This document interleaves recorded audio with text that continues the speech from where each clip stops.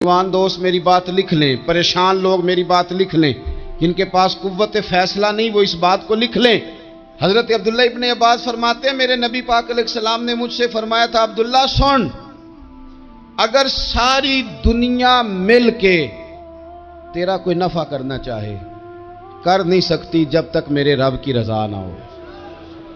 और फरमाया सारी दुनिया मिल के तेरा कुछ बिगाड़ना चाहे तो अब्दुल्ला बिगाड़ नहीं सकती जब तक रब करीम की हिकमत का तकाजा ना हो। लोगों से डरना, लोगों की तरफ देखना, माहौल देख के अपने राह का तायुन करना, हर बंदे के ख्यालात के मुताबिक ढलने की कोशिश करना, फलाना ना नाराज हो जाए, फलाना ना नाराज हो जाए, वो जिसने होना हो जाए, बस रब रसूल नाराज ना हो। अपनी जिंदगी में अपने मालिक को मौला जान के, बलिल्लाहु मौलाकुम, अल्लाह तुम्हारा मौला है, वहुवा खैरुन नासिरीन, वो बेहतरीन मददगार है। तवज्जो जब भी करें रब की जानिब करें, अपने दिल का किबला दुरुस्त रखें, सोचों के जाविये सीधे रखें।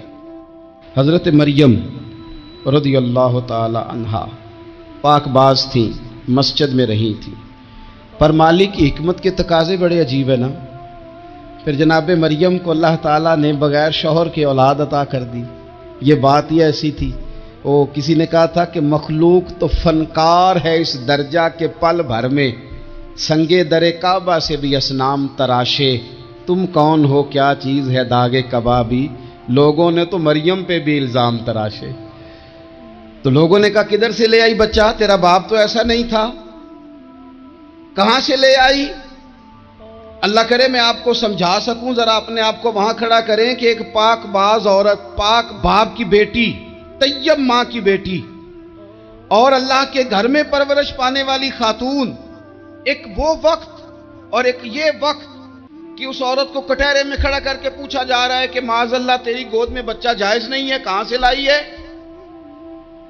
अब खुद से सफाइयां बंदा कितनी को दे, कितनी को वजाहतें करे। और मैंने तो अपनी जिंदगी में देखा है, ज्यादा वजाहत देने वाले को भी लोग झूठा समझने लग जाते हैं। ज्यादा वजाहत देने पर भी लोग कमजोरी का इजहार समझते हैं कि कमजोर पड़ गया। आप सुलह की कोशिश करते हैं, सामने वाला बुज़दिल समझ लेता है। ज्यादा वजाहतें भी कमजोर कर देती। अब हजरत मरियम को कटहरे में खड़ा करके कहा बच्चा किसका है, तो फिर खुदा बंदोबस्त जब करे, अल्लाह जब मददगार हो, तो फिर हजरत मरियम की गवाही दरख्तों से नहीं दिलवाई, उसने पत्तों से नहीं दिलवाई, फिर फरिश्ते नहीं भेजे। हजरत मरियम कहने लगी मुझसे ना पूछो, वो जो पंगूड़े में है उसी से पूछ लो, उनसे पूछो ना, वो कौन है पूछ लो, उनसे कर लो सवाल। उन्होंने कहा पंगूड़े में चंद दिनों का बच्चा ये जवाब देगा। मददगार था रब। उनकी बरात का ऐलान करना था मालिक ने, और जब मालिक ऐलान कर दे, जब मालिक तेरी सफाई देना चाहे, जब मालिक तुझे दुनिया के सामने निखारना चाहे, तो पंगूड़े में लेटे हजरत ईसा बोल के कहने लगे इन्नी अब्दुल्ला आतानी अल किताबा, फरमाया मैं अल्लाह का बंदा हूं, रब ने मुझे किताब अता करके नबी बना के दुनिया में भेजा है। मैं अल्लाह का बंदा हूं, किताब लेके आया हूं, नबी बन के आया हूं। फिर पंगूड़े से ऐलान हो गया, फिर बच्चा बोल पड़ा। और ये एक दफा नहीं बात हुई, ये बनी इसराइल में एक जुरैज नाम के शख्स भी थे जो नमाज पढ़ रहे थे। बाज ने लिखा है नफल नमाज थी, अम्मा ने पुकारा तो आए नहीं, तो मां के मुंह से निकल गया तू इतनी देर तक मरेगा नहीं जब तक किसी बेहया औरत का मुंह ना देख ले। तो वो इबादत गुजार थे, लेकिन लोगों ने उनकी इबादत, रियाजत, परहेजगारी को नहीं देखा। बस एक औरत को भेज के इल्जाम लगवा दिया। वो औरत आया जाया करती थी, अब आ जाती हैं औरतें, मसला पूछने की नीयत से भी आ जाती हैं। माहौल में कुछ जगह ऐसी भी हैं जहां औरतें दम कराने के बहाने आ जाती हैं। वो खातून आती जाती थी उस खानकाह पे, आस्ताने पे, ये बुखारी में मौजूद है। फिर उसने कहा मेरी गोद में जो बच्चा है ये इन्हीं का है। मुझे बताएं कैसे बंदा वजाहत दे। हालात खराब हो गए, लोग कुटिया जलाने लगे, माहौल और तरह का बन गया। मेरे नबी पाक अलैहिस्सलातु सलाम फरमाते हैं फिर उस रब के बंदे ने कहा मालिक तू करीम है, तेरी मशीयत का तकाजा आया जो मेरी मां ने जुमले बोले थे, पर अब मैं वजाहत देने के काबिल नहीं रहा। अब तू ही करम करेगा तो दरवाजा खुलेगा, تو وہ چند دنوں کا بچہ پنگوڑے میں بول کے کہنے لگا میں اس درویش کا نہیں، میں تو فلانے چرواہے کا بچہ ہوں، وہ جو بکریاں چراتا ہے۔ رب کی مدد کو پکاریں، اپنے ساتھ اپنے مالک کی مدد کو شامل کریں، تھوڑے رزق پر بھی گزارا اچھا ہونے لگ جائے گا۔ سارے لوگ آپ کو گرانے کی تدبیریں کر رہے ہوں گے اور مالک آپ کو عزتیں عطا فرما دے گا، اس کی بارگاہ سے حکمت کا تقاضا اور ہو جائے گا۔ ہم نے ساری زندگی لوگوں کو راضی کرنے میں گزار دی۔ تو میرے عزیز، جب سب سے بڑھ کر وہ دیتا ہے، سب سے زیادہ نوازتا ہے، سب سے زیادہ پیار کرتا ہے، تو پھر وہ فرماتا ہے یا ایھا الذین آمنوا اذکروا اللہ ذکرا کثیرا، اے ایمان والو اپنے رب کا کثرت کے ساتھ ذکر کرو، وسبحوہ بکرۃ واصیلا، اور صبح و شام اسی کی پاکی بیان کرو، صبح و شام اللہ ہی کا ذکر، اسی کی پاکی۔ بہت زیادہ تفصیلات نہیں، لمبی ڈیٹیل نہیں، صرف آپ اتنا تجربہ کر لیں کہ ہم دن میں اپنی تعریف زیادہ کرتے ہیں یا اپنے رب کی تعریف زیادہ کرتے ہیں، ہمارا اپنے آپ کو سجانے سنوارنے میں خیال زیادہ رہتا ہے یا رب کی رضا پہ توجہ زیادہ رہتی ہے۔ ہمارا اب یہ مزاج بن گیا ہے کہ ہر چیز سے گھیر گھار کے ہم اپنے آپ پر ہر چیز کو لے آئے ہیں، ہم اپنے آپ سے شروع ہوتے ہیں، اپنے پر ختم ہوتے ہیں۔ میرے رسول پاک صلی اللہ علیہ وسلم نے فرمایا جو اللہ کا ذکر کرے اور جو اللہ کا ذکر نہ کرے، مثل الحی والمیت، ان کی مثال اس طرح ہے جس طرح زندہ اور مردہ کی ہوتی ہے۔ گویا ذکر کرنے والا زندہ ہے، نہ کرنے والا مردہ ہے۔ کہ جس نے سارا دن رب کو یاد ہی نہیں کیا، اس کو سارا دن خیال ہی نہیں آیا۔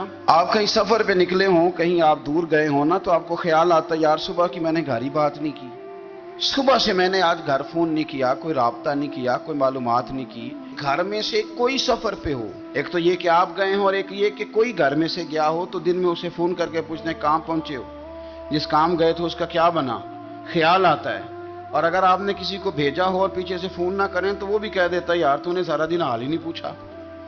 یعنی بندوں کے ساتھ بندوں کا رشتہ ہو تو دن میں یاد نہ کریں تو شکوہ آتا ہے، تو مجھے بتاؤ سارا دن ہی گزر جائے ایک تسبیح بھی نہ پڑھی جائے، یعنی سارا دن بیت جائے اور انسان ایک تسبیح سبحان اللہ کی نہ پڑھ سکے، باقی اسے ساری کہانیاں آتی ہوں، باقی اسے سارا پتا ہو، لیکن سارا دن بیت گیا، 24 گھنٹے گزر گئے اور اس کو اتنی توفیق نہیں ہوئی کہ 100 دفعہ مدینے والے رسول پہ درود و سلام ہی پڑھ لیتا، سارا دن ہی گزر گیا، اس نے سوچا ہی نہیں۔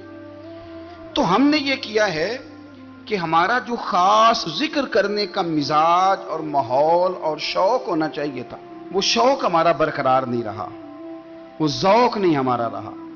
یعنی فارغ بیٹھے لوگ ہیں، بڑی دیر فارغ بیٹھے ہیں، کہتے ہیں جی میں صبح سے فارغ ہوں، بور ہو رہا تھا، کوئی اسفارہ پڑھ لینا تھا، کچھ تھوڑا سا نا مہربانی کر لینی تھی، کچھ آپ نے ایک تسبیح استغفار کی پڑھ لینی تھی۔ کس طرح آپ بور ہو گئے؟ آپ نے سارا دن اللہ کو یاد ہی نہیں کیا، توجہ ہی نہیں فرمائی۔ اور پھر اگر آپ اللہ کا ذکر کریں اور جس صفاتی نام کے ساتھ آپ اپنے رب کو یاد کر رہے ہیں اس کا معنی سمجھ کے کریں، یا رحمانو یا اللہ، یا رحمان یا رحمان یا رحمان، جب آپ کہیں گے تو پھر عرش کا مالک بڑی رحمت نازل فرمائے گا۔ جب آپ کہیں گے یا کریم یا کریم یا کریم، تو پھر وہ کرم کے دروازے کھول دیتا ہے۔ آپ کا ایک خاص رنگ ہو۔ میرے نبی پاک صلی اللہ تعالی علیہ وسلم نے ارشاد فرمایا کہ تم نہ دنیا میں رہ کے مجھ پہ درود و سلام پڑھو، فرمایا قیامت میں جب تمہارا دشوار گزار گھاٹیوں سے گزر ہوگا نا، یہاں تم بیٹھو گے سوگ کے ساتھ درود پڑھو گے، لیکن فرمایا قیامت والے دن جب تمہیں دشوار گزار اور سخت راستوں سے گزرنا پڑے گا نا، تو دنیا میں سوگ کے ساتھ پڑھا ہوا درود و سلام وہاں تمہارے لیے نور بن جائے گا اور تمہیں رستہ دکھائے گا، تمہارا درود و سلام تمہیں ذوق دلائے گا۔ اور میں نے ایسے لوگ بھی دیکھے دین کے لیے وقت گزارا، لیکن جب بڑھاپے میں دانت کام نہ کرتے تھے تو وقت کے مفتیوں کو بھی مسجدوں کی کمیٹیوں نے کہہ دیا اب آپ کی سمجھ نہیں آتی، ہم نے خطیب کو یور رکھنا ہے، نہ دیکھو دنیا کی طرف، دنیا رلا دیتی ہے، نہ راضی کرو بندوں کو، بندے تھکا دیتے ہیں، نہ پیچھے بھاگو ہر وقت دنیا داروں کے، یہ انسان کو کمزور کر دیتے ہیں۔ وہ تو کریم ہی بڑا ہے، 2 آنسو زمین پر بعد میں گرتے ہیں، بندے کے گناہ سارے پہلے معاف فرما دیتا ہے۔ اللہ کی مدد کا حصول اپنے مالک کی مدد کی طرف بڑھنا. آپ کو بدر کی جنگ بھی یہی درس دے گی، آپ کو احد کا میدان بھی یہی سبق دے گا، فتح مکہ بھی یہی سبق دے گا. میرے دوستو، جب رب مدد فرمائے، جب اللہ مددگار بنے. دوستوں سے ایک بات اکثر کرتا ہوں، میں کہتا ہوں کہ جتنے درد سے آپ امیر کو اپنی کہانی سناتے ہیں نا، اور جس طرح آپ کے آنسو بات کرنے سے پہلے گر جاتے ہیں کہ غریب ہیں، بچیاں ہیں، کاروبار نہیں، او میرے سنگیو، اس سے آدھے آنسو اپنے رب کی بارگاہ میں بکھیرو، اس کے حضور عرض گزار ہو جاؤ، اس سے طلب کرو. ایک وقت انسان پر زندگی میں ایسا آتا ہے کہ اسے یوں محسوس ہوتا ہے کہ میرا سایہ بھی ذرا سا پیچھے ہٹ گیا ہے. اسے یوں لگتا ہے کہ میں کسی سہارے پہ ہاتھ ڈالتا ہوں تو وہ بھاگ جاتا ہے مجھ سے. لیکن مالک کی بارگاہ ایسی عظیم بارگاہ ہے، رب رسول کے آستانے اتنے بڑے ہیں کہ آپ جب وہاں کشکول طلب دراز کرتے ہیں تو جھولی پھیلانے میں دیر لگتی ہے، ان کو بھرنے میں تو کوئی دیر نہیں لگتی. ہم نے اپنا سوچ کا قبلہ ہی دنیا کو بنا لیا ہے. یہ جو اللہ والوں کی مدد ہے یہ تو اللہ ہی کی مدد ہے، لیکن یہ جو سیٹھوں کی طرف توجہ کرنا، نوابوں کی طرف توجہ کرنا، دنیا داروں کی طرف توجہ کرنا اور اپنا مزاج اس طرح کا بنا لینا، یارو گردن کو جھکا دیتا ہے خیرات کا پتھر، جہاں میں مانگنے والوں کے سر کبھی اونچے نہیں ہوتے. اور اقبال کہتے ہیں غیرت ہے بڑی چیز جہانے تگ و دو میں، پہناتی ہے یہ فقر کو تاج سردارا. میں عرض کروں گا کہ اپنی آپ جب توجہ کا قبلہ اللہ رسول کو بنائیں گے تو رب فرماتے وَيَرْزُقْهُ مِنْ حَيْثُ لَا يَحْتَسِبُ، میں نہ تجھے وہاں سے رزق دوں گا جہاں سے کبھی تیرا گمان بھی نہیں گیا ہوگا. یہاں سے بھی مل سکتا ہے، تو نے سوچا بھی نہیں ہوگا. بخاری شریف میں حدیث ہے، حضرت جابر ابن عبداللہ فرماتے ہیں نبی پاک صلی اللہ علیہ وسلم نے 300 لوگوں کا ایک لشکر روانہ کیا کسی مہم کے لیے، کسی جہاد کے لیے. حضرت ابو عبیدہ بن جراح رضی اللہ تعالیٰ عنہ امیر لشکر تھے. فرماتے ہیں غربت اتنی زیادہ تھی، بھوک اتنی زیادہ تھی کہ ایک ایک کھجور دن میں ایک وقت کھانے کو ملتی تھی، اور کچھ دن ایسے آئے کہ اب کھجور بھی نہیں مل رہی. فرماتے ہیں اتنی زیادہ بھوک لگی مجاہدین کو 300 بندہ پتے کھا کے گزارا ہونے لگ گیا. یہ بخاری میں موجود ہے. آپ فرماتے ہیں کہ دریا کے کنارے ہمارا پڑاؤ تھا، ٹھہراؤ تھا. جب بھوک سے نڈھال ہو گئے نا، وَيَرْزُقْهُ مِنْ حَيْثُ لَا يَحْتَسِبُ، اللہ وہاں سے روزی دیتا ہے، گمان بھی نہیں ہوتا. فرماتے ہیں ایک مچھلی اللہ تعالیٰ نے دریا کے کنارے بھیجی. فرماتے ہیں وہ تھی تو مچھلی پر پہاڑ جتنی تھی. بخاری میں لفظ ہیں، حضرت جابر ابن عبداللہ رضی اللہ تعالیٰ عنہ فرماتے ہیں 300 آدمی 18 دن تک اس مچھلی کو کھاتے رہے، مچھلی ختم ہی نہیں ہوئی. مچھلیاں نہیں، مچھلی. کہتے ہیں 18 دن 300 بندہ کھاتا رہا، مچھلی ختم ہی نہیں ہوئی. اور فرماتے ہیں کہ اس کی ہڈی نکال کے، کانٹا کہیں گے آپ اپنی زبان میں، کہتے ہیں وہ نکال کے نا تو اس کو کھڑا کیا نا جب، تو اونٹ کجاوے سمیت اس کے بیچ سے گزر جاتا تھا. 2 اس کے کانٹے جوڑے. فرماتے ہیں وہ اس کا گوشت ہم کھاتے تھے اور اس کی چربی بطور تیل کے ہم جسموں پہ ملتے تھے، بیماروں کو اس سے سکون آتا تھا، تندرستی شفا ہوتی تھی. فرماتے ہیں ہم کھایا بھی ہم نے اور کچھ لے کے ہم مدینے بھی گئے، اور قربان جائیں نبی پاک نے بھی اس میں سے کھایا. ہم نے عرض کی حضور یہ معمہ کیا ہے، یہ ماجرا کیا ہے؟ تو محبوب نے فرمایا تمہارے پاس غذا نہیں تھی، رب نے تمہارے لیے بندوبست کیا ہے، اللہ نے تمہیں دیا ہے. مکان شروع کر لیا، ایک صاحب نے وہ مکان بنانے لگے. آپ وہ حساب لگا رہے ہیں، کہتے ہیں میرے پاس اتنے پیسے ہیں، اتنے میں نے فلانے دوست سے کہنا ہے اس نے دے دینے، اتنے فلانے رشتہ دار سے کہنا ہے اس نے دے دینے، اتنے فلانے سے کہنا ہے اس نے دے دینے. یہ ساری کاپی بنا کے مکان شروع کر لیا. جو روز کہتا تھا نا کوئی حکم ہو جاتے 10 سب سے پہلے اس کو کہا میاں پیسے چاہیے. وہ کہندا ہو کل ہی منڈا ٹوریا ہے، کدے تو پرسوں 10 داتے لب جانے سن. میں آپ کو اپنے تجربے کی بات بتا رہا ہوں. جن لوگوں کا خیال ہوتا ہے نا کہ آپ سٹارٹ کریں فلانا کام، ہم آپ کے ساتھ ہیں، اللہ کا ہی کوئی نظام ہے، وہ بالکل بھی نہیں ساتھ ہوتے.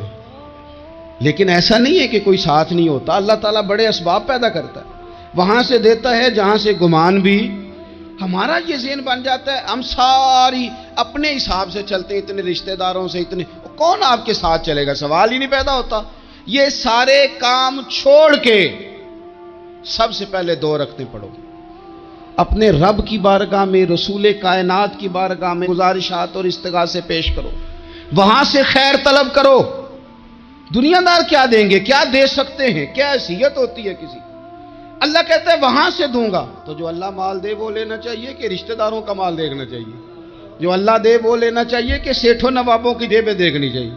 جو اللہ دے وہ قبول کرنا چاہیے یا دیکھنا چاہیے کون سا آدمی کہاں پہنچ گیا؟ چھوڑو، اپنی مٹی پہ چلنے کا سلیقہ سیکھو۔ کسی کے سنگ مرمر پہ چلو گے تو پھسل جاؤ گے، پھسل جا۔ اس پر ایک اور بات عرض کر دوں، صحیح بخاری سے، مسلم سے ایک اور بات۔ کچھ چیزیں ایسی ہیں جن سے اللہ کی مدد آتی ہے، مدد ملتی ہے۔ ایک چیز ان میں سے ایسی ہے جس سے بہت مدد نازل ہوتی، وہ ہے کہ جب رب آپ کو دے نا تو پھر آپ بھی اس کے رستے میں دیں، پھر مدد آتی ہے، پھر اور آتا ہے۔ بخاری مسلم میں حدیث ہے، یہ زیادہ ہی توجہ طلب امر ہے، اس پر آپ غور کریں گے۔ حضرت ابو ہریرہ فرماتے ہیں کہ نبی پاک علیہ السلام نے فرمایا، ایک شخص نے بادلوں کے اندر سے آواز سنی کہ فلاں آدمی کا کھیت اور باغ خشک ہو گیا ہے، وہاں برسو اور اس کے کھیت کو سیراب کرو۔ وہ بڑا حیران ہوا کہ بادل سے آواز آ رہی۔ پھر اس نے دیکھا کہ ایک پہاڑی پر بارش ہوئی، وہ بادل وہاں برسا، پھر نالیوں سے ہوتا ہوا پانی ایک طرف چلا۔ تو جس نے آواز سنی تھی، حضور بیان کر رہے ہیں، وہ بھی پیچھے پیچھے چلا کہ پانی کدھر جا رہا ہے۔ اس نے جا کے دیکھا کہ ایک مقام پہ ایک باغ کو وہ پانی لگ رہا ہے اور ایک آدمی وہ پانی لگا رہا ہے۔ اس نے اس سے پوچھا تیرا نام کیا ہے؟ اس نے کہا کیوں؟ کہنے لگا بتا نا۔ اس نے نام بتایا تو کہنے لگا یہی تو وہ نام ہے جو میں نے بادلوں کے اندر سے سنا ہے کہ فلاں کے کھیت کو پانی دے دو۔ اس نے کہا یار تو کیا عمل کرتا ہے کہ اسپیشل تیرے لیے بارش برسے؟ یہ بخاری پڑھ رہا ہوں، سیاستہ سے حدیث عرض کر رہا ہوں۔ اس سے پوچھا تو کیا کام کرتا ہے کہ جناب اللہ تبارک و تعالیٰ کا حکم کرم آیا کہ خاص تیرے لیے پانی برسے اور تیرے کھیت کو سیراب کرے؟ تو اس نے کہا چھوٹا ذمہ دار ہوں، پر جب فصل اگتی ہے تو 3 حصے کرتا ہوں۔ ایک حصہ اپنے بال بچوں پہ، بہن بھائیوں پہ خرچ کرتا ہوں، ایک حصہ پورا، اور ایک حصہ دوبارہ کاشتکاری پہ لگاتا ہوں، اور تیسرا حصہ خالص میں نے مسکینوں، یتیموں اور غریبوں کے لیے رکھا ہوا ہے۔ وہ جو تیسرا حصہ، اللہ کرے آپ سمجھیں، وہ رب کے بندوں پہ تیسرا حصہ خرچ کرتا ہے نا، تو کریم مالک نے فرمایا جہاں سے غریب کا حصہ جاتا ہے وہ کھیت خشک نہیں رہنا چاہیے، وہ جہاں سے مسکین روٹی کھاتے ہیں وہ خشک نہ رہے، جہاں سے یتیموں کو کچھ آتا ہے کہیں اس کی فصل رہ نہ جائے۔ میں اور آپ بھی اگر اپنے مال میں مسکینوں، یتیموں، غریبوں کے حصے رکھ لیں گے تو فصلیں خشک نہیں رہیں گی، ان کے اندر تازگی آئے گی، نور آئے گا، کرم آئے گا، خاص کر خدا کی رحمت برسے گی۔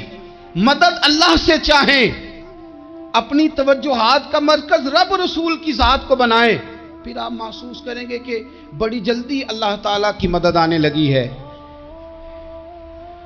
کبھی آپ صرف کہہ دیں نا میرا رب میرے ساتھ ہے، اس لفظ میں اتنی طاقت ہے کہ دشمن ویسے زہر ہو جاتا ہے۔ زندگی میں کسی سے بھی لڑائی ہو تو اچھی طرح سوچ لیں کہ اللہ اس طرف ہے یا اس طرف ہے۔ اگر آپ زیادتی پہ ہیں تو پھر رب مظلوم کی جانب ہے۔ اگر اللہ کی مدد آپ کے ساتھ ہے تو دنیا کی کوئی طاقت آپ کو گرا نہیں سکتی، اور اگر آپ مظلوم کے مقابلے میں ظالم بن کے آپ کھڑے ہو گئے ہیں اور آپ نے رویہ وہ اختیار کیا ہے کہ جس میں مدد نہیں آئے گی، تو پھر یاد رکھ لیں کہ آپ کوئی بھی ہیں، کہاں بھی ہیں، آپ کمزور ہیں۔ طاقتور تھے ابتدائے اسلام میں، ظاہری طاقت تھی کفار مکہ کے پاس، وہ ڈنڈوں سے مارتے تھے غریبوں کو، ان کے ہاتھوں میں ڈنڈے تھے، پر خدائی طاقت ان مظلوموں کے ساتھ تھی۔ صاحب زرقانی نے لکھا ہے، حضرت زنیرہ رضی اللہ تعالیٰ عنہ ایک لونڈی ہیں، غریب ہیں، ماڑے دا کی کام محمد نس جانا یا رونا، غریب سادی بی بی اور لونڈی کنیزہ، ایک مشرک کی کنیزہ تھی، انہوں نے کلمہ پڑھ لیا، وہ ڈنڈوں سے مارتا، دروں سے مارتا، تکلیف دیتا۔ حضرت زنیرہ رضی اللہ تعالیٰ عنہ کو اتنا مارا، اتنا مارا۔ اب آپ एक और पहलू पर भी गौर करें, मार भी पड़ रही है पर खुदा इधर ही है, अल्लाह की मदद इधर ही है। रब कहता है कि पहले तू सब्र करना, इन्नल्लाह मास साबिरीन, तू सब्र करेगा तो फिर रब की मैयत मिलेगी, जरा ठहरना, तू थोड़ा डटना। इन्नल्लज़ीना क़ालू रब्बुनल्लाहु सुम्मा इस्तक़ामू ततनज़्ज़लु अलैहिमुल मलाइका, तू कह अल्लाह मेरा रब है, फिर तू पहले डट, पहले तूने डटना है। सुम्मा इस्तक़ामू, जो डट गया, ततनज़्ज़लु अलैहिमुल मलाइका, डटने वाले के लिए मदद आती, पहले थोड़ा ठहरना पड़ता है, पहले थोड़ा सब्र करना पड़ता है, हौसला करना पड़ता, उसके बाद मदद आती। मार पड़ रही है, मारा जा रहा है। हजरत जुनैरा को उनका मालिक जो है ज़ाहिरी आका वो मार रहा है, ये कनीज़ा है, इतना मारा, उनकी बिनाई चली गई, नजर आना बंद हो गया। अबू जहल आया और कहने लगा, जुनैरा देखा ना हमारे बुत तेरी आंखें ले गए, माज़अल्लाह, लातो मनात हमारे बुतों ने तुझे अंधा कर दिया। अब ऐसा नहीं है कि बीबी रोती जा रही है, मायूसी माज़अल्लाह, परेशानी, गरीबी बड़ी है, पूछने वाला कोई नहीं, ये बातें नहीं। क्या जुमले हैं खातून के, क्या लफ्ज हैं। अबू जाल ने तंजिया कहा, माज़अल्लाह, कहने लगा देखा ना हमारे बुतों ने तुझे अंधा कर दिया। तो जनाबे जुनैरा आंखों की बिनाई गई है, रात को गई है, दुख अभी ताजा है, लेकिन अल्लाह पे जो तवक्कुल है, अपने मालिक से जो रिश्ता है वो इतना मजबूत है, इतना ताकतवर है, उसमें इतनी गहराई है कि हजरत जुनैरा बोल के ना इतनी कुव्वत से बोली, इतनी ताकत से बोली कि पूरे कुफर पर लर्जा तारी हो गया। फरमाने लगी, तुम्हारे पुतों की क्या औकात है कि वो मेरी बिनाई ले जाएं, ये मेरी रब की हिकमत का तकाजा है। जब तक उसने चाहा जुनैरा देखती रही, और जब उसने चाहा जुनैरा की आंखों की बिनाई चली गई, और अगर वो चाहेगा ना तो बिनाई वापस भी कर देगा। अगर हो ज़ौक़े यकीन पैदा तो कट जाती हैं जंजीरें, अगर वो चाहेगा तो बिनाई आ भी जाएगी। हजरत जुनैरा ने रात को ये लफ्ज कहे, अबू जाल और सारे कुफ्फार डर के सुन के चले गए। आप इत्मीनान से आके बिस्तर पे सोई, जब सवेरे उठी तो अल्लाह ने आंखों की रोशनी वापस कर दी थी। आंखों की अब छड़ी पकड़ी है, बाजारों में घूमती है, कहती हैं बुलाओ किधर है तुम्हारे लातो मनात, देखो मेरे रब ने रोशनी वापस कर दी। आकर मेरे साथ इधर आ, सितमगर हुनर आजमाए, तू तीर आजमा हम जिगर आजमाए। बीमार लोगों याद रखो, कह दिया डॉक्टर ने कि तू बड़ा बीमार है, तू बड़ा कमजोर है, ये हो गया वो हो गया, तो डॉक्टर अपने इल्म के मुताबिक बात कर रहा है, होगा तो वो जो मेरा रब चाहेगा। कमजोर हो जाना, परेशान हो जाना, तकलीफ में आ जाना, पता नहीं बात हो गई है तो जाने क्या हो जाएगा। अपनी जिंदगी के अंदर अपने रब से रिश्ता मजबूत करें, रसूल कायनात से रिश्ता मजबूत करें, अल्लाह वालों से रिश्ता मजबूत करें। हजरत जुनैरा ने पैगाम दिया कि जिंदगी में जो जीना चाहते हैं तो वो रब का नाम लेके जी सकते हैं, जो अपनी जिंदगी में खुशियां देखना चाहते हैं तो रसूलुल्लाह के नाम पर खुशियां देखी जा सकती हैं। तवक्कुल की बुनियाद पर बंदा खुशियां ले सकता है। और अगर इंसान में तवक्कुल नहीं है तो फिर वो इस काले जादू से भी डर रहा है, वो नीले से भी डर रहा है, वो पीले से भी डर रहा है, वो फलाने से भी डर रहा है, वो मेरे खिलाफ फलाना रिश्तेदार साजिश कर रहा है तो डर रहा है, फलाना मेरे बारे में ये कर रहा है तो डर रहा है, वो पता नहीं दुनिया इधर हो जाएगी तो क्या हो जाएगा, उठ बांध कमर क्यों डरता है, फिर देख खुदा क्या करता है। तो इस सारी गुफ्तगू का निचोड़ आपको ये अर्ज किया है। सबसे पहले तो ये कि मैदानों में मदद भी अल्लाह की, रिस्क में मदद भी अल्लाह की, फसलें खुश्क हों तो मदद फिर भी अल्लाह करे, तो फिर सारी मदद, और अगर इंसान बीमार हो तो फिर भी मदद अल्लाह की। तो अपने अल्लाह की जानिब तवज्जो को बढ़ाएं, आप अल्लाह से मदद के सवाली बने। तिरमिजी की एक हदीस है, मैं आपको जिंदगी का तजर्बा बताता हूं कि जब मैं बड़ा परेशान होता हूं तो ये वाली रवायत खोल लेता हूं, मज़ा देती है। मेरे नबी पाक अलैहिस्सलाम ने फरमाया, अपने दुख सेठों नवाबों को ना कहना, मालदारों का ना कहना, वरना अल्लाह तुम्हें कभी गनी नहीं करेगा। फरमाया अपने दुख अपने रब की बारगाह में अर्ज करना, जल्दी करे या देर से करे अल्लाह तुम्हें लोगों से बेनियाज कर देगा। اللہ تمہیں غنی کر دے گا. رات کو بیٹھو نا اس کی بارگاہ میں, اسے دکھڑے سناؤ, چھوٹی چھوٹی باتیں. حضور نے فرمایا نمک بھی مانگو تو رب سے مانگو. چھوٹی چھوٹی بات سے شروع کرو نا. جب بندہ شروع کرتا ہے نا چھوٹی چھوٹی چیزیں تو بڑی ساری چیزیں یہ اس طرح ہوتا ہے جیسے بندہ رب سے گفتگو کر رہا ہے. مالک مجھے یہ چاہیے, مالک میں یہاں کمزور ہوں, اللہ میں یہاں پریشان ہوں. آپ یہ کر کے تو دیکھیں, لمبی لمبی دعائیں مانگ کے تو دیکھیں. اس کے انسان کا سب سے زیادہ تعلق اس کے رب کریم کے ساتھ ہوتا ہے. اللہ تبارک و تعالیٰ کی طرف سے اسے نعمتیں ملتی ہیں, رب کریم کی طرف سے اس پر عطائیں ہوتی ہیں. اللہ کی طرف سے وہ آیا ہے اور واپس اللہ ہی کی طرف لوٹ جائے گا. ابتدا بھی مالک کریم کی ذات ہے اور انتہا بھی اسی رب کریم کی ذات ہے. انسان دنیا میں جتنے بھی پیچ و تاب کرتا ہے, جتنی بھی دنیا داری کرتا ہے اور جتنے بھی معاملات میں وہ وقت گزارتا ہے, وہ سارے عارضی ہے, وقتی ہے. اور بہت ساری چیزیں تو صرف اور صرف دھوکہ ہیں اور دھوکے کے سوا کچھ بھی نہیں. اگر اس کا یہ ذہن بن جائے کہ میں نے اپنے تعلقات کو, اپنے معاملات کو اپنے رب کے ساتھ صحیح رکھنا ہے, تو جب اللہ کے ساتھ اس کے معاملات ٹھیک ہوتے ہیں تو بندوں کے ساتھ خود بخود ہی ٹھیک ہو جاتے ہیں. اگر خشیت الہی پیدا ہوتی ہے, خوف خدا اسے نصیب ہو جاتا ہے, اور اگر اللہ تبارک و تعالیٰ کا قرب اسے میسر آتا ہے, اس رستے کا یہ سفر شروع کر دیتا ہے, تو بندوں کے ساتھ تو معاملات ویسے ٹھیک ہو جاتے ہیں. اس لیے کہ جب اللہ سے ڈرے گا, نہ دھوکہ کرے گا, نہ فریب کرے گا, نہ جھوٹ بولے گا, نہ کسی شخص کے ساتھ بددیانتی کرے گا. جب اللہ کے ساتھ اس کا تعلق ٹھیک ہے, اور جب یہ اپنے آپ کو آزاد سمجھے گا نا کہ میں ہوں اور میں ہی ہوں اور میں نے ہی چلنا ہے, تو پھر یہ اپنی مرضی سے معاملات کو چلائے گا تو خرابی پیدا ہوگی. اللہ تبارک و تعالیٰ کے ساتھ انسان کا جو رشتہ ہے, اس میں انسان کی کچھ کمزوریاں آڑے آتی ہیں, گناہ ہو جاتے ہیں, غلطیاں ہو جاتی ہیں. ان غلطیوں کے بعد اپنے رب کریم کے ساتھ اپنے تعلق کو مضبوط کرنے کے لیے اللہ رسول نے جو ہمیں وظیفہ دیا اس کو استغفار کہتے ہیں. استغفار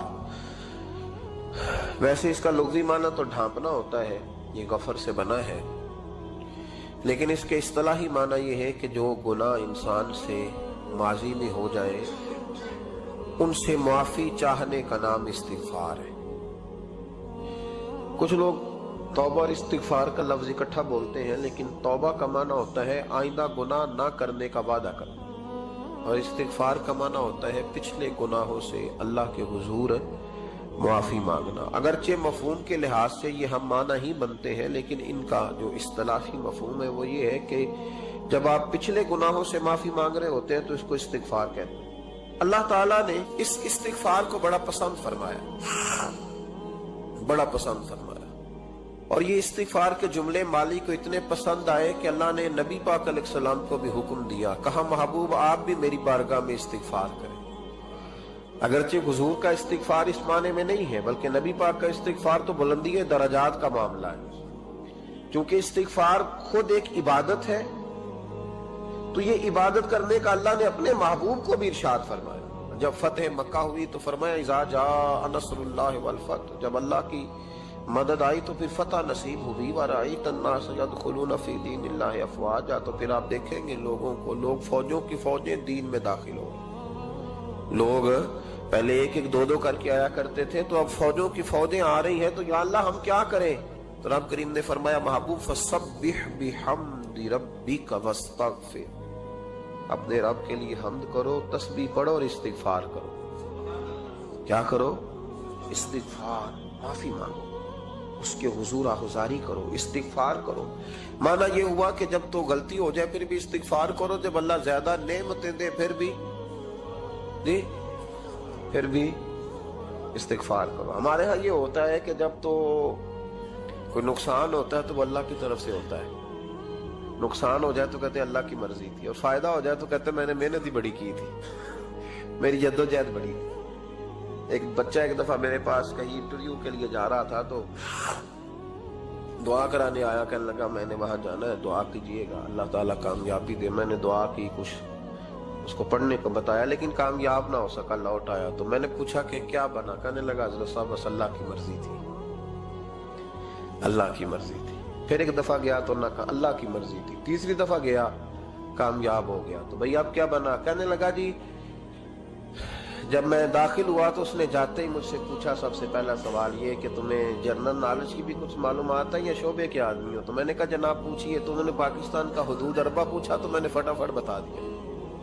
پھر انہوں نے مجھ سے پوچھا کہ یہ جو مینار پاکستان ہے اس کی تجویز کس شخص نے دی تھی؟ تو میں نے فٹافٹ اس کا بھی نام بتا دیا. پھر شارٹ ہینڈ کے ایک دو سوالات اس نے کیے تو وہ بھی میں نے بتا دیے تو الحمدللہ کامیاب ہو گیا. میں نے کہا بیٹے جب تو ناکام ہوا تھا تو اللہ کی مرضی تھی اور کامیاب ہوا ہے تو میں لگا دیے. اب اللہ کی مرضی کدھر گئی؟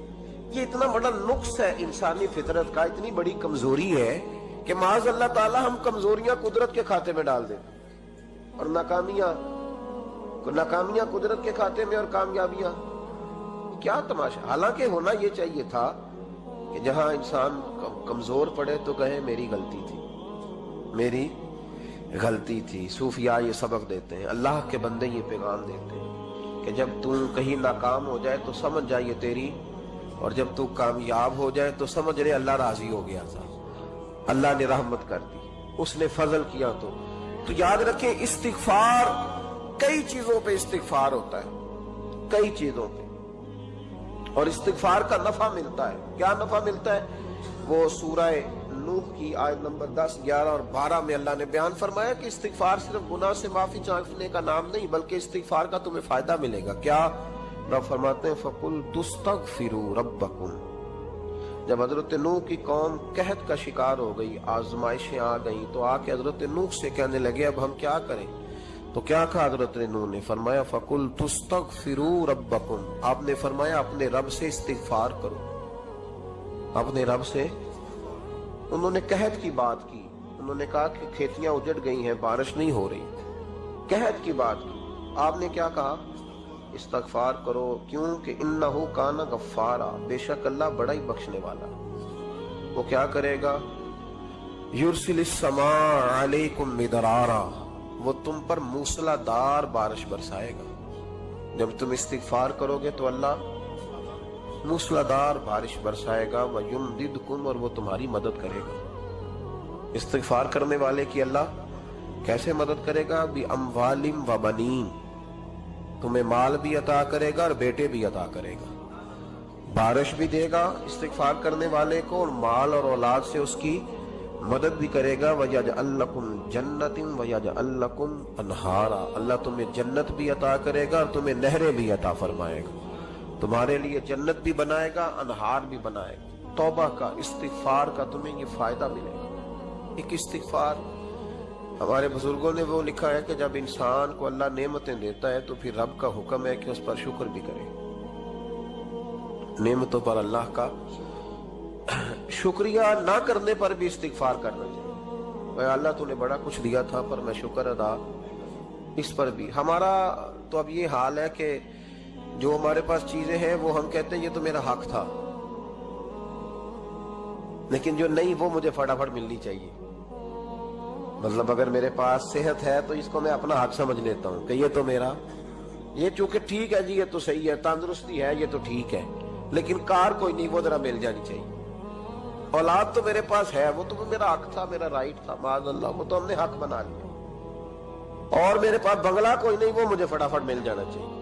بھئی یہ کس طرح تیرا حق تھا, کس حساب سے؟ یعنی جو چیزیں ہیں ان کو سنبھالنے کی فکر نہیں ہے, اور جو نہیں ہے ان کے طلب کی فکر لگی ہوئی ہے. شکر نعمت کو محفوظ کر دیتا ہے, شکر نعمت کو محفوظ کر دیتا ہے, اور ناشکری نعمت کو لَئِن شَكَرْتُمْ لَأَزِيدَنَّكُمْ وَلَئِن كَفَرْتُمْ إِنَّ عَذَابِي لَشَدِيدٌ. اللہ فرماتے ہیں شکر کر, میں تیری نعمتوں میں اضافہ کر دوں, اور ناشکری کرے گا تو عذاب دوں.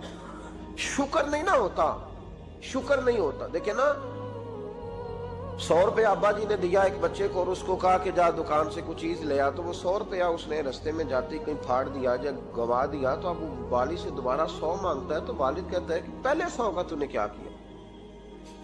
نہیں سمجھ آئی آپ کو میری بات؟ پہلے 100 کا کیا کیا؟ تو وہ کہے گا جی باپ میرا دل کرتا تھا میں نے پھاڑ دیا.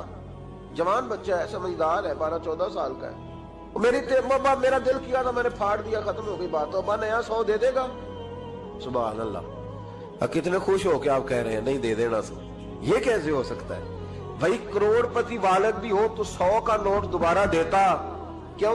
बेटा नहीं उसका, प्यार नहीं, क्यों नहीं दे रहा? वो कहता तूने मेरे पहले 100 की कदर नहीं डाली, नया तुझे कैसे मिल जाए? तूने ख्याल ही नहीं किया, तूने जद्दोजहद ही नहीं की, तूने। हजरत मुल्ला रूमी ने मिसाल दी है। जनाब रूमी फरमाते हैं कि बगैर मेहनत के लोगों को अल्लाह ने नेमतें दी हैं तो उन्होंने शुक्र ही नहीं अदा किया। अंधे से पूछ अंधे से पूछ माजूर से कि टांगों पे चलना कितनी बड़ी नेमत है। कभी पूछ उससे जिसका मकान तो एक कनाल में है पर रोने वाला बच्चा कोई भी नहीं। पूछ उससे जिसकी जेबें दौलतों से भरी हुई है पर कोई नहीं कहता कि अब्बा 10 रुपए देना। पूछ ये कितनी बड़ी तकलीफ है। हजरत रूमी ने लिखा है, तो फरमाते हैं कि एक वालिद था, तो उसने बड़ी दौलत कमाई थी, तो उसका बेटा बेदरेग ही उड़ाता रहता था। कभी इधर पैसे भगा दिए, कमाए नहीं थे ना, मेहनत नहीं ना की थी, कमाए नहीं थे। वालिद बड़ा समझाता था पर समझ नहीं आती थी। एक दिन उसके अब्बा के ज़हन में एक बात आई, वो कहने लगा बेटे यार मैं कंगाल हो गया हूँ, अचानक हालात खराब हो गए, एक आना मुझे चाहिए, दवाई खरीदनी है, कहीं से लेके आओ। उसने कहा अब्बा मसला ही कोई नहीं, यार ही बड़े हैं, बहुत सारे लोगों के साथ रात में जाता हूँ रोटी खाने होटल में, कई हैं जो मेरा इंतजार कर रहे होते हैं, फेसबुक वाले और जनाब वो सेल्फी वाले, बड़े सारे हैं जो कहते हैं तेरे बगैर गुजारा ही नहीं। बड़े हैं जो रोज सवेरे उठ के पहले मुझे अस्सलाम वालेकुम का मैसेज करते हैं, फिर उसके बाद किसी और से। बड़े हैं, कोई मसला ही नहीं। एक के पास गया, एक आना चाहिए, उसने दे दिया, ला के अब्बा को दिया। तो अब्बा घर के अंदर जो अमीर लोग होते थे घर में कुआं खुदवा लेते थे। अब्बा कुएं के किनारे बैठा था, जब बेटे ने आना ला के रखा तो उसने पानी में फेंक दिया। अगली सुबह फिर कहा बेटे एक आने की जरूरत है, दवा खरीदनी है। उसने कहा मिल जाएगा। 2 4 5 दोस्त अभी हैं बड़े मालदार, उनसे जाके कहा, एक से आना लाया, अब्बे ने फिर फेंक दिया, तीसरे दिन भी फेंक दिया, चौथे दिन भी। यार अब खत्म हो गए। कुछ आहिस्ता आहिस्ता दोस्तों को पता चल गया कि कंगाल हो गया है, खबर फैल जाती है ना, अब भूखा हो गया। अब आहिस्ता आहिस्ता मोबाइल बंद होने लगे, आहिस्ता आहिस्ता जो है वो नंबर ब्लॉक होने लगा, हालात बिगड़ गए। अब जब उसे पता था कि यार तो अब दरवाजा खटखटाता हूं तो कहते हैं कि उसे कह दो मैं घर नहीं, अब्बा ने तो आना मांगना है और मैं बेदरेग दौलत अब्बा की उड़ाता रहूं, अब ये भी नहीं कह सकता कि मुझे देता कोई नहीं। शहर से बाहर निकल गया, सारा दिन मजदूरी की, जद्दोजहद की, कभी काम किया नहीं था, हाथों पे छाले पड़ गए। बड़ा मुश्किल होता है जिन लोगों ने काम ना किया होने करना पड़ जाए तो। तकलीफ का शिकार होके एक आना कमाया, शाम को लाके वालिद की हथेली पे रखा तो उसने फेंका ना जब कुएं में तो चीख पड़ा, कहने लगा अब्बा जी आप सियाने ब्याने बंदे हैं, रोज पैसे ला के देता हूँ, कुएं में फेंक देते हो, को करने वाली बात करो, नहीं दवाई खानी तो ना खाओ, जाया क्यों करते हो? बेटे को बाप ने थपकी दे के बिठा लिया। उसने कहा बेटा मैंने पहले दिन तो नहीं फेंका, तो 7वां दिन है, मैं रोज फेंकता हूँ, आज तेरी चीखें क्यों निकली? कहने लगा अब्बा पहले उधार के थे, आज मजदूरी के हैं। नहीं समझ आई बात? पहले बोलिए और आज मेरी मेहनत है, मजदूरी है, जद्दोजहद है। तो वालिद कहने लगा बेटे यही मैं तुझे समझाना चाहता था, वो मेरे भी मेहनत के हैं जो तुझ रोज यारों को खिलाता है, तो मैंने बड़ी जद्दोजहद से जमा की है, मैं कंगाल नहीं हुआ, सिर्फ तुझे समझाना था। ओ भाई ये आंखें तेरी मेहनत की नहीं ना, इसलिए तू शुक्र नहीं अदा करता। ये वजूद, ये टांगे, ये शऊर, ये तेरी जद्दोजहद का नहीं। जो अकल की दौलत अल्लाह ने दिया है ना, ये तेरी मेहनत की नहीं। अगर मेहनत की होती तो तू सजदे में पड़ा रहता, तू ख्याल करता। अल्लाह ने आंखें दी है कुरान देखने के लिए, जब कोई किसी गंदी चीज को देखता है तो नाशुक्री करता है, जब गलत तरफ उठाता है ये चीजें तो नाशुक्री करता है। साहिबो याद रखना और इस पर जरूर गौर करना कि जब नेमतों का शुक्र अदा न किया जाए तो फिर हमें इस्तिगफार का हुक्म दिया गया है। फिर क्या करना है हमने? इस्तिगफार के, या अल्लाह हम तेरी नेमतों का शुक्र अदा नहीं कर सके तो हमें माफ फरमा दे, तो हमसे दरगुजर फरमा, माफ फरमा। एक इस्तिगफार इस बात का है कि देखे ना, ये रसूल पाक अलैहिस्सलाम का फरमान, ये हदीस इमाम राजी ने लिखी है। और नबी पाक की फरमान के लिहाज से जो चीज हमारे सामने आए ना, उस पर हमारी आंखें भी खुल जानी चाहिए, दिल भी खुल जाना चाहिए कि कोई खास ही बात थी जो हुजूर ने बयान फरमाई सल्लल्लाहु अलैहि वसल्लम। सरकार दो आलम अलैहिस्सलाम ने फरमाया एक आदमी ने 500 साल बगैर रियाकारी के अल्लाह की इबादत की, कितने साल? ये 5 साल नहीं होती बगैर रियाकारी की। तहज्जुद पढ़ने वाला जब तक 6 लोगों को बता ना दे तहज्जुद पढ़ी है, उतनी देर तो तहज्जुद आगे बढ़ती नहीं। कम से कम 6 बंदों को पता होने चाहिए। और मेरे जैसे हाजी नमाजियों का तो दिल करता है कि वजीफे पे बंदा रखा जाए जो तारीफें करे सुबह शाम। भाई साहब की क्या बात है, हजरत साहब की वजीफा देंगे उसको महीने का, वो तारीफ करे खोल के, कहे आपकी बड़ी बात। ये मर्ज है, तारीफ सुनना ना ये बीमारी है, इसने झूठ को जन्म दिया है, बहुत बड़ा मर्ज है। हजरत सादी ने इस पर बहुत बड़े मकालाजात लिखे और फरमाते हैं ये मर्ज कुछ लोगों में बहुत ज्यादा होता है। एक अमीरों में, अमीर लोग नाराज ना हो जाए, पर उन्होंने कहा है तो कोई हिकमत होगी ना।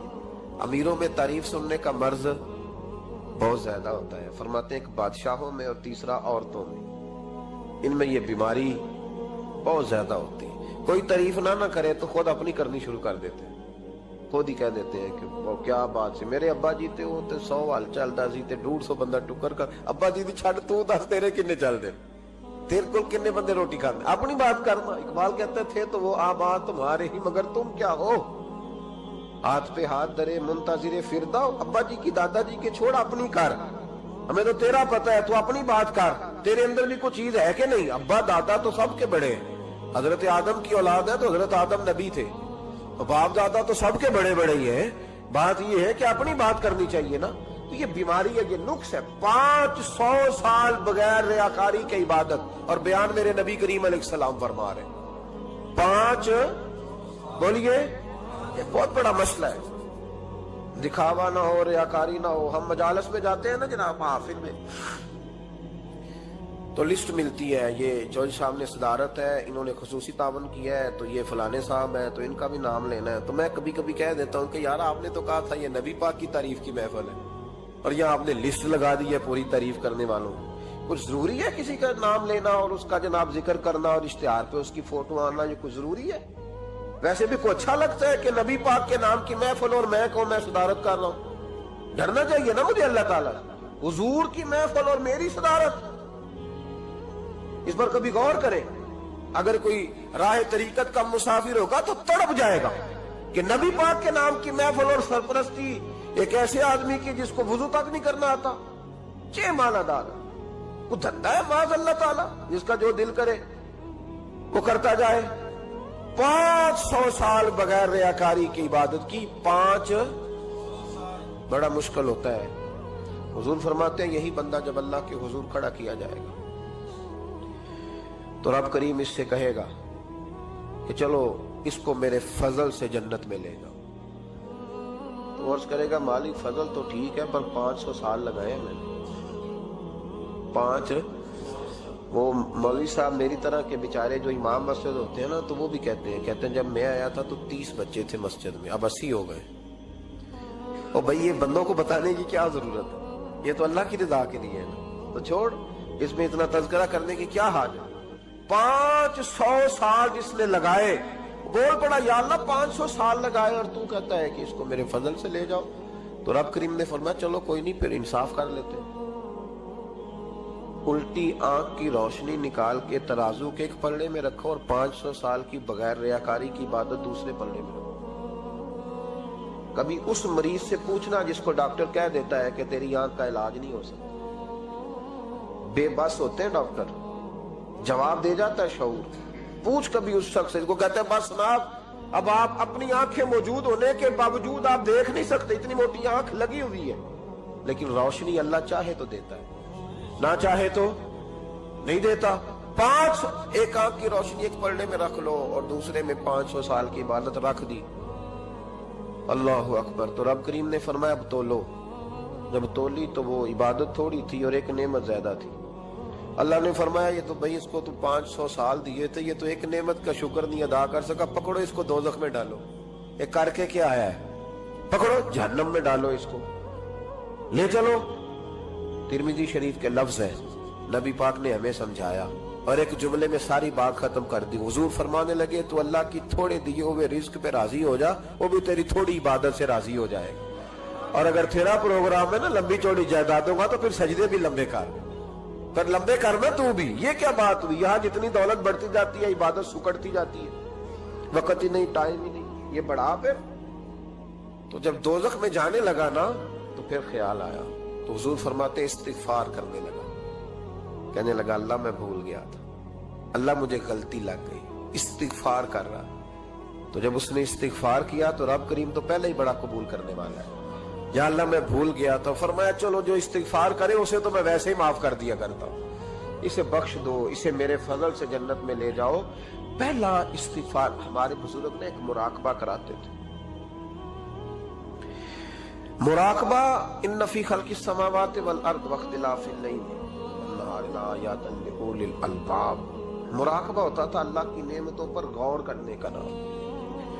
तू अकेला बैठ, गर्दन झुका और गौर कर खुदा का फजल कितना है और मेरी उसमें मेहनत कितनी है, उसका शुमार कर। इस तरह करके दो खाने बना, एक खाने में अल्लाह की नेमत रख और दूसरे में फिर अपनी मेहनत रख। इसको कहते हैं मुराकबा। यहां से मुराकबा स्टार्ट होता है। और अगर तू शुक्र अदा कर रहा है तो फिर ठीक है, वरना फिर इस्तिगफार कर, फिर अल्लाह के हुजूर माफी मांग, फिर उसके हुजूर आहोजारी कर, फिर उससे कह कि वो माफ करे। हम लोग ये वाला मुराकबा नहीं करते, इसलिए जो चीज है वो तो मेरा हक था, मुझे फटाफट दूसरी भी चाहिए। इस्तिगफार करें इसलिए कि हम शुक्र अदा सही तौर पर कर सके। और उसके बाद दूसरा इस्तिगफार उस वक्त होता है, अल्लाहु अकबर, कि जब इंसान बाशऊर ज्यादा हो पर बेअमल भी उतना ही ज्यादा हो, उसे भी इस्तिगफार ज्यादा करना चाहिए। अब मेरे समेत किसी भी आदमी को छेड़ेंगे ना तो दुनिया और माफिया की वो बातें करेगा, लेकिन जब उसका अमल देखा जाएगा तो कच्चा सा, पिलपिला सा, कमजोर सा।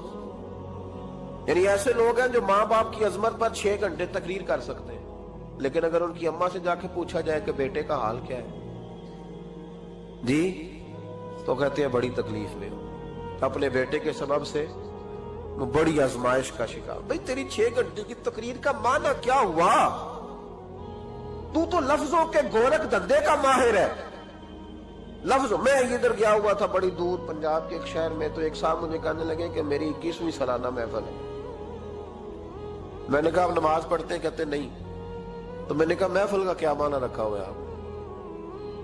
ये क्या है, रस्म है? फलां बहुत बड़े आलिम को मैंने बुलाया, फलां को भी बुलाया, फलां नाथ का भी। ये क्या है? अगर तू नमाजी नहीं आज तक, इसको क्या समझता है तू? मेरे भी फलां बुजुर्ग से भी ताल्लुकात है, तो तूने क्या हासिल किया उनसे? ताल्लुकात का क्या मतलब होता है? फोटो आती है साथ, अखबारों में तस्वीर लग गई, फेसबुक पे आ गया कि मैं उनसे मिला हूं, इतना ताल्लुक है? यहां तो भाई खुशबू के करीब से बंदा गुजर जाए तो खुशबू आने लग जाती। तूने पाया क्या? शऊर होना और अमल ना होना बहुत बड़ी मुसीबत है। इससे अल्लाह की बारगाह में इस्तिगफार करना चाहिए। यानी इंसान को अकल हो, पता हो, खबर हो, और उसके पास ढीले का अमल ना हो। उसको 3400 हदीस आती हो कि नमाज ना पढ़ने वाले की सजा ये है, फिर भी ना पढ़े तो सजा है कि नहीं अल्लाह की तरफ से? हजरत रूमी रहमतुल्लाह अलैह फरमाया करते थे, बहुत सारे बंदों को अल्लाह सारा कुछ देता है, मस्जिद आने की तौफीक नहीं देता। माना यह है कि अल्लाह उनसे नाराज है। जेड़ी मेहंदी रंग ना देवे की फिर उस दा लाना, जिथे गया दी कदर न होवे ओथे की फिर जाना।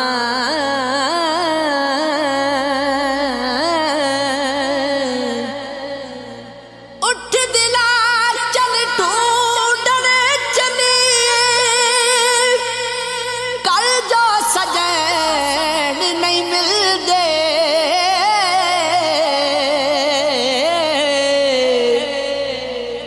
बिन तकलीफों नहीं ना मिलदे, नहीं जेड़े महरम दिल